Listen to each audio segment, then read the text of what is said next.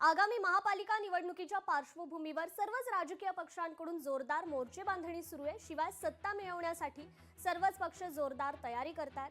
मात्र सत्ता संघर्षात सर्वसामान्य नागरिकांच्या पदरात काय पडेल, नागरिकांच्या दैनंदिन जीवनातील प्रश्न, शहराचा विकास झालाय का, या संदर्भात लोकशाही मराठीने जनतेचा कौल जाणून घेतलाय।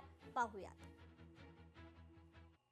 जे मोर्चे बांधणी आहे ते देखील सुरू झालेली आहे आणि या संदर्भामध्ये मात्र जनतेच्या मनामध्ये काय आहे आपण जाणून घेऊयात। आज आपल्यासोबत उल्हासनगर मधील काही जनता आहे, आपण त्यांच्याकडूनच विचारून करणार आहोत। सर, तुम्ही उल्हासनगर मध्ये गेल्या अनेक वर्षांपासून राहतायत, काय उल्हासनगरची समस्या आहे आणि काय सांगायला संदर्भामध्ये? सध्याचं उल्हासनगर हे भकासनगर झालेलं आहे। विकासाच्या नावाखाली या ठिकाणी निव्वळ भ्रष्टाचार आणि भ्रष्टाचारच होत आहे। उल्हासनगरला आता मोहनजोदडो हे नाव दिलं पाहिजे, कारण उल्हासनगरच्या कुठल्याही कोपऱ्यात आपण फिरलात तर ठिकठिकाणी खड्डे खोदलेले दिसतात। तर स्मार्ट सिटी प्रमाणे शहराचा विकास झाला पाहिजे, नियोजन केलं पाहिजे।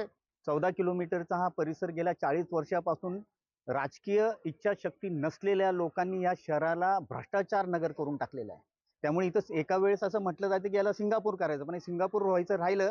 आता ही महानगरपालिकेच्या ऐवजी ग्रामपंचायती स्तरावरती आलेली आहे, कारण इतकं इथं लोकांनी वस्त्रहरण केलेलं आहे। या शहराचं हे शहर प्रशासकीय यंत्रणेसाठी एक सेटिंग पॉइंट झालेला आहे। जे चांगलं शहर जे आपण म्हणतो ते खरोखरच निर्माण झालं पाहिजे। प्रत्येक व्यक्ती हा गोंधळलेला दिसून येतोय, कारण राजकारणाचे एवढे तुकडे पडलेले आहेत। त्यामुळे समाजातील प्रत्येक माणूस हा गोंधळलेला अवस्थेत आहे। लोकांना समजत नाहीये की काय करायला पाहिजे। किरण तेलगोटे, लोकशाही मराठी, उल्हासनगर।